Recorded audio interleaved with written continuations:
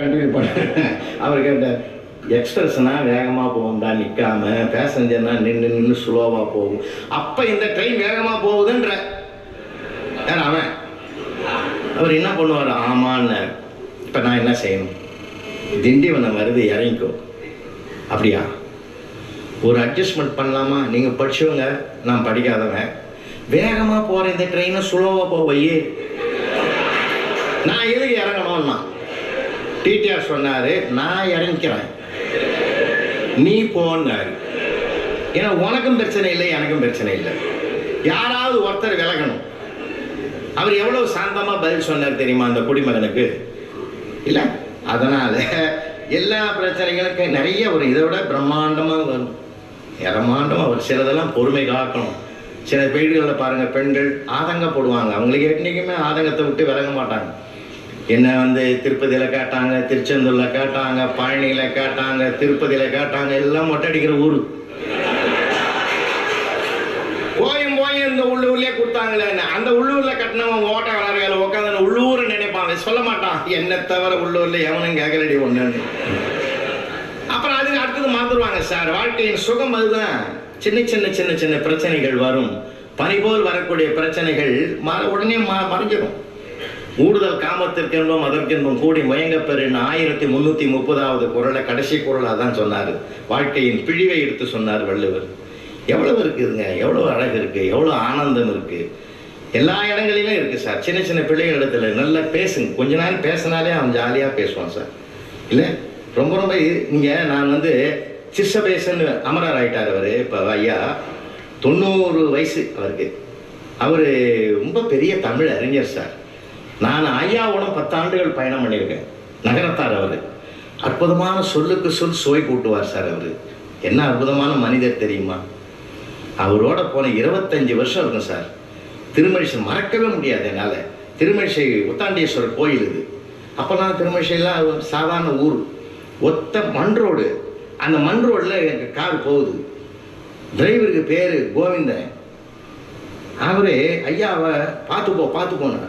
ஆனால் கோவிந்தன் வேகமாக போனான் பாருங்க. வளைச்ச வேகத்தில் ஸ்டேரிங் கையில் வந்துடுச்சு.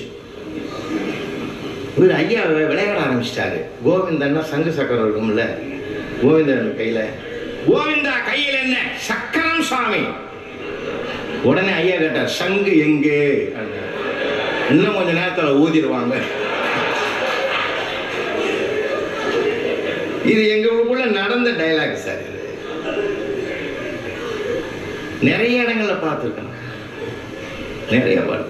நான் என் அனுபவத்தில் நிறைய பண்ணியிருக்கேன் சார். இதே தாம்பரம் முடிச்சவரில் என் ஸ்கூட்டரில் ஆக்டிவாவில் போயிட்டு இருக்கிறேன் சார்.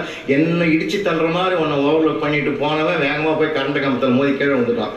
மனசாட்சியை உடையவன் நான் நின்று நான் மேடைகள்லாம் பேசுகிறமே தர்மத்தைன்னு சொல்லி ஓரமாக பைக்கை வச்சு லாக் பண்ணிவிட்டு அவனை கொண்டு போய் தீபா ஹாஸ்பிட்டலில் அட்மிட் பண்ணி ஃபஸ்ட் எய்ட்லாம் கொடுத்து அவன் மூர்ச்சி ஆகிட்டான். சரி, வீட்டுக்கு ஃபோன் பண்ணலான்னு வெளியில் வர்றதுக்குள்ளே மூச்சுக்கலாம்.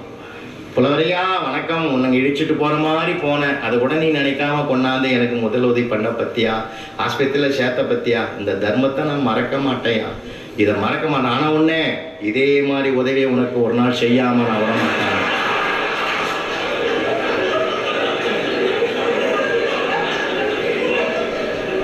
ஆனால் சண்டாள பாவி மாச்சு கூட அவன் உணர்ச்சி வசப்பட்டு பேசும்போது அப்படி தான் சார் பேசுவான். சில நேரங்களில் உணர்ச்சி வசப்பட்டு வரும்போது சொற்கள் அப்படி தான் வரும். இன்னும் சில நேரம் நம்ம நியாயத்து தர்மத்தை கூட எப்போ சொல்லணும் தெரியுமா? தர்மம் கூட இப்போ அவனுக்கு ஒரு ஆளாளுக்கு ஒரு தர்மம் வச்சுக்கிறான். போ எங்கள் தாமரத்தில் ஒருத்தர் மேடை ஏறி பேசினார், என் சொத்தெல்லாம் தர்மத்துக்கு எழுதிட்டான்னு ஊரே கொண்டாடிச்சு. அப்புறம் தான் தெரியும் அவர் சம்சாரத்து பேர் தர்மம்னு. தர்மம்ன்றது எல்லாருக்கும் நியாயமாக இருக்குது சார். தாசில்தார் ஒருத்தர் 5 வருஷத்துக்கு முந்தி கிணறு எட்டி பார்த்து எவ்வளோ ஆழத்தில் தண்ணி இருக்குதுன்னு எட்டி பார்த்து ஒரு இடறி விழுந்துட்டார் சார்.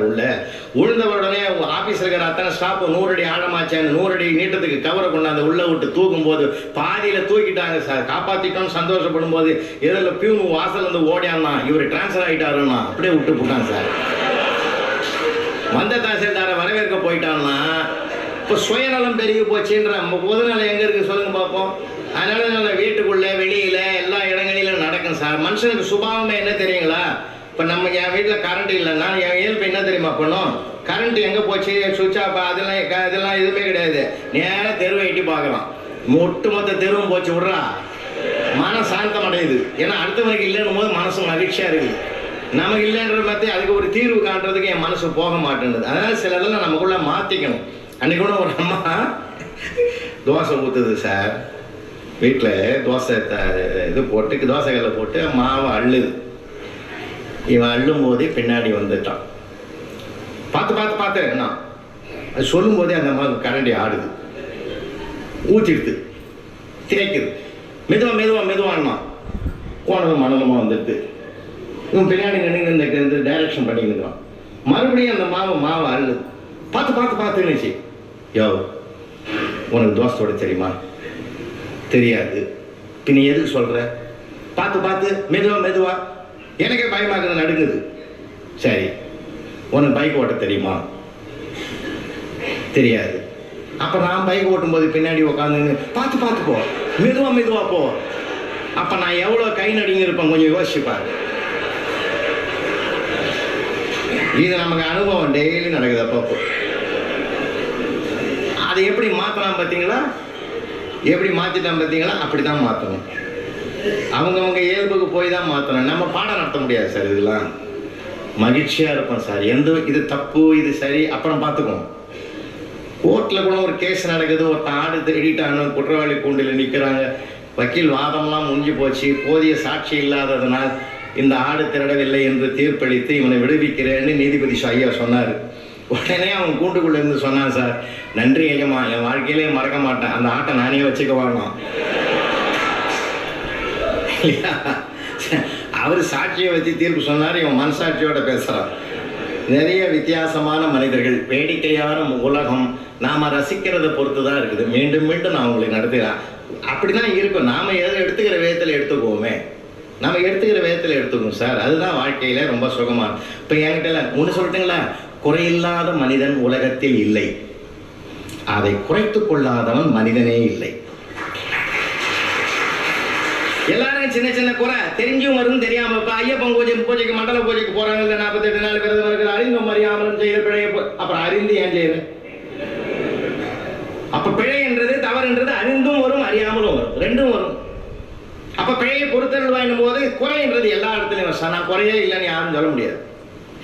நம்ம அறியாமலே சில குறை வரும் சார். எனக்கு நான் 2019 நான் சிங்கப்பூருக்கு போகும்போது லிட்டில் இந்தியாவில் தங்கி அங்கே என்னுடைய தலைமையில தான் பிரம்மாண்டமான ஒரு தமிழர் திருநாள் பட்டிமன்றம் பொங்கல் திருவிழா கோலாகலமாக கொண்டாடினாங்க. அது முடிஞ்சு ஊருக்கு வந்தோம் சார். லாக்டவுன் ஆரம்பம். நாகப்பட்டினத்தில் இது நடந்த கதை சார். நாகப்பட்டினத்தில் ஒரு நண்பர் வந்து ஹாஸ்பிட்டலில் பெரிய ஹாஸ்பிட்டலில் அட்மிட் ஆகிட்டார் சார், ஹார்ட் பேஷண்ட்டாக. அருமைச்சந்திரன்ற என்னுடைய நண்பர், அவர் அங்கே தான் ஒரு சின்ன கப்பல் தொழிலதிபர். அவர் என்ன பண்ணார், எனக்கு ஃபோன் பண்ணி, நான் போக முடியாது சார், இன்டர்நேஷ்னல் ஃப்ளைட்லாம் ஸ்டாப் பண்ணிட்டான், என் சார்பாக நீங்கள் போய் பார்த்துட்டு வாங்க, என் நண்பர் தான் அவருன்னார். அவரை பற்றி எல்லாம் சொல்லி ஹார்ட் பிரச்சனை தான் போய் சேர்ந்துக்கிறாருன்னு சொல்லி நான் என்ன பண்ணேன், நேராக போயிட்டு பழமுதிர் சோலையில் போய் நல்ல பழமெல்லாம் வாங்கிக்கினேன். நான் போனப்போ நல்லா உபசரிச்சார் அந்த மனுஷன் சொல்லி, அவர் ஃப்ரெண்டுன்றாருன்னு சொல்லி பை நிறைய பழத்தை வாங்கின்னு போய் நேராக போய் 303வது ரூமில் அட்மிட் ஆகிருக்கிறாருன்னு உடனே என்ன பண்ணுறது, அவரை டிஸ்டர்ப் பண்ணும்போது பார்க்கணுமே. லேசாக கதவும் திறந்துருந்தது. பரவாயில்லடா நல்ல நேரம் திறந்துருக்குதுன்னு சொல்லி அப்படி எட்டி பார்த்தேன். பெட்டில் படுத்திருந்தவர் என்னை பார்த்து பதறி எழுந்தார். பதறாதீங்கய்யா, அந்த பதட்டத்தினால தான் உனக்கு ஆட்டு பிரச்சனைன்னு சொன்னார். மறுபடியும் பதற, என்னை பார்த்து பதற வேண்டிய அவசியம் உனக்கு என்ன இருக்குது, படு. இல்லை சார் நல்லா சார், உனக்கு ஹிஸ்ட்ரியே எனக்கு தெரியும், படு அப்படின்னு சொல்லி கொண்டு போன ஆப்பிளை கழுவி தோலை சீவி 2 பீஸ் போட்டு ஒரு கையில் கொடுத்து சாப்பிட வச்சு, ஹார்ட் பெயின்லாம் 2 நாளாக வந்து அட்மிட் ஆனியே, இப்போ எப்படி இருக்குதுன்னு. ஹார்ட் பெயின் இருக்கிறவன் இசிஜி எடுக்க போய்க்கிறான்.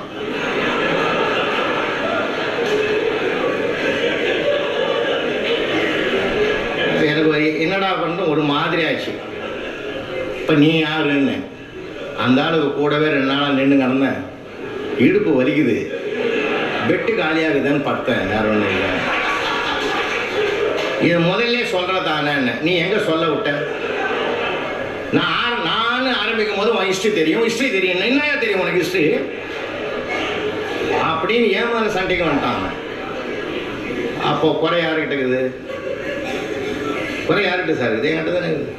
சைலண்ட்டாக வெளியே வரும். அதனால தான் சொன்னோம், நம்ம சில மிஸ்டேக் நமக்கும் காரணமாக இருக்கும். நிறைய விஷயங்கள் இருக்குது சார். நாமளே நம்ம சில சமயங்களில் ஸ்டூடெண்ட்டே எனக்கு கற்றுக் கொடுப்பான் சார். எட்டயபுரத்தில் பிறந்தவரை பற்றி கூறி போகிறீங்கன்னா அவன் நான் எட்டயபுரத்தில் யாரோ பிறந்திருப்பார், நீ யாரை பற்றி கேட்கிறான்னு கேட்டான். நான் மறக்கவே மாட்டேன் அதெல்லாம். அவன் ஆன்சர்லாம் நிறைய மறக்க மாட்டான் சார். 5 புலன்களை அடங்கினால் என்ன பண்ண ஆம்புலன்ஸ் வரும்னு எழுதிருந்தான். என்ன அருமையான பதில் தெரியுமா அதெல்லாம்? அதை விட பெரிய வேடிக்கை சார், ராஜாராம் மோகன் ராய் கூறி போறீங்கன்னா இந்த 4 வரும் நல்ல நண்பர்கள் எழுதிக்கிறான் சார். விளையாட்டுத்தனமான வேடிக்கையான சார் பிள்ளைங்க சார். 18ஆம் நூற்றாண்டில் வாழ்ந்தவர்களை பற்றி கூறி போறேன், அனைவரும் மாண்டு விட்டான்னு எழுதுனான். புது மார்க் போட்டேன் சார் நான். இல்லைன்னா அப்படியே ஒரு ஆளை காட்டணும், நான் எங்க போறேன்?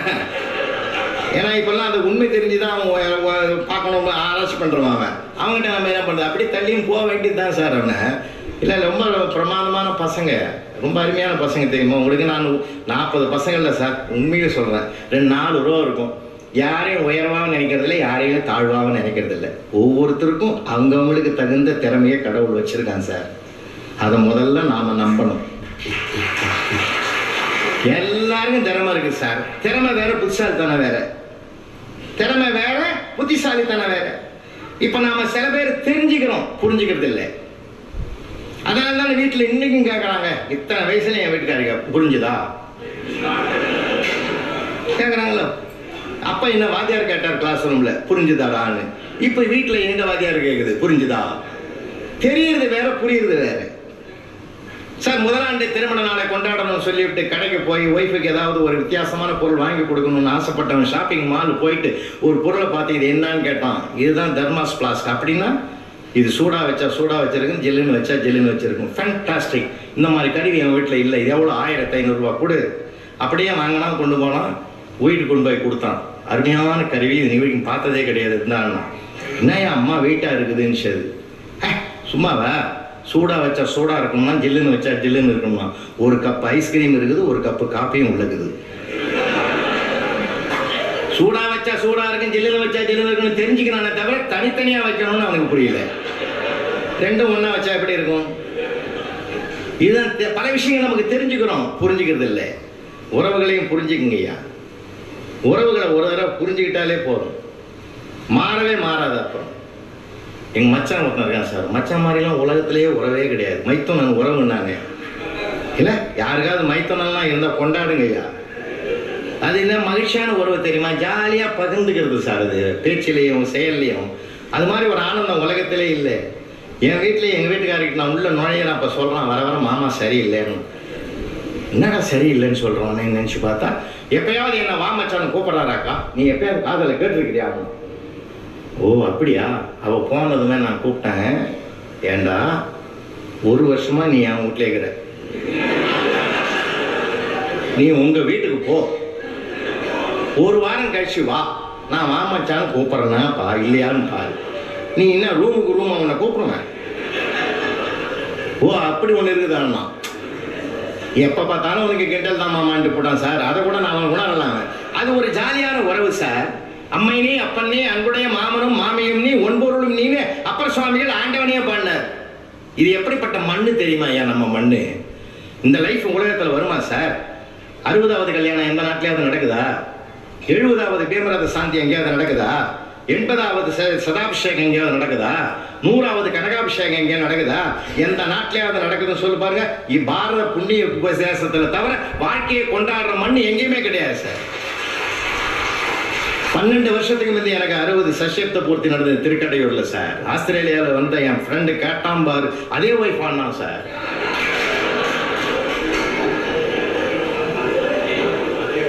எதுக்குன்னா அவனுக்கு ஆச்சரியமா இருக்குது, எப்பெல்லாம் இத்தனை வருஷம் ஒன்னா வாழறீங்கன்றான் சார். எந்தையும் தாயும் மகிழ்ந்து குலாவி இருந்தது மின்னாடி, அதன் முந்தைய 1000 ஆண்டுகள் வாழ்ந்து முடிந்தது மின்னாடி. பாரத தேசம் பழம்பெரும் பூமிடா. நான் பாரதி மார்தட்டி பாடினா சார். பாரத பூமி பழம்பெரும் பூமிடா. இது பிள்ளைகளுக்கு தயவு செஞ்சு படி படி படி படின்னு அந்த படிப்பை வலியுறுத்துகிறோம். திறமை கிடைக்கிறது, அவனை புத்திசாலித்தனமாகவும் வளர்ப்போம். அவன் யார் என்பதை எது தெரியுமா அடையாளப்படுத்தும்? அவன் யார் என்பதை அடையாளப்படுத்துவது அவன் வாயிலிருந்து வருகிற வார்த்தைகள் தான். நல்ல புனிதமான வார்த்தைகளை பேச கற்றுக் கொடுப்போம் பிள்ளைகளுக்கு. இன்னைக்கு அதுக்கு நேரம் இல்லைன்றாங்க நிறைய பேர். சொல்லாதீங்க, நாம தான் அன்பான வார்த்தைகளை கற்றுக் கொடுக்கணும் பிள்ளைகளுக்கு. வார்த்தைகளே பலம், வார்த்தைகளே பலவீனம். 2 சொற்கள் உலகத்தையே புரட்டி போட்டது. அந்த இடத்துல போய் நான் தொழுது வணங்கிட்டு வந்தவன். சிகாகோ ஆன்மீக மாநாட்டிலே brothers and ladies and gentlemen என்று முழங்கிய கூட்டத்தில் பிரதர்ஸ் அண்ட் சிஸ்டர்ஸ், சகோதர சகோதரிகளை, இன்று இந்திய தேசத்தின் இறையாண்மையை 2 சொற்களால் விதையாக்கி வந்த அதுதான் இன்றைக்கு விருட்சமாகி இருக்கிறது. சுவாமி விவேகானந்தர் சொல் எவ்வளவு வளமான சொல். நல்ல சொல்ல கற்றுக் கொடுப்போம் பிள்ளைகளுக்கு, அன்பா பேச கற்றுக் கொடுப்போம், அவனுக்கு கருணையை சொல்லிக் கொடுப்போம், கொடுக்கிற பழக்கத்தை கொடுப்போம். ஈகைன்னு வச்சான் சார், ஈகைன்னு வச்சான். நான் தமிழாசிரியர், முறையா தமிழ் படித்தவன். மயிலம் தமிழ் கல்லூரியில், தமிழ்நாட்டில் இருக்கிற 10 கல்லூரியில் மாநிலத்திலேயே முதல் மாணவனாக வந்தவன். தமிழை உயிருக்கு உயிராக நேசிச்சு படித்தேன்.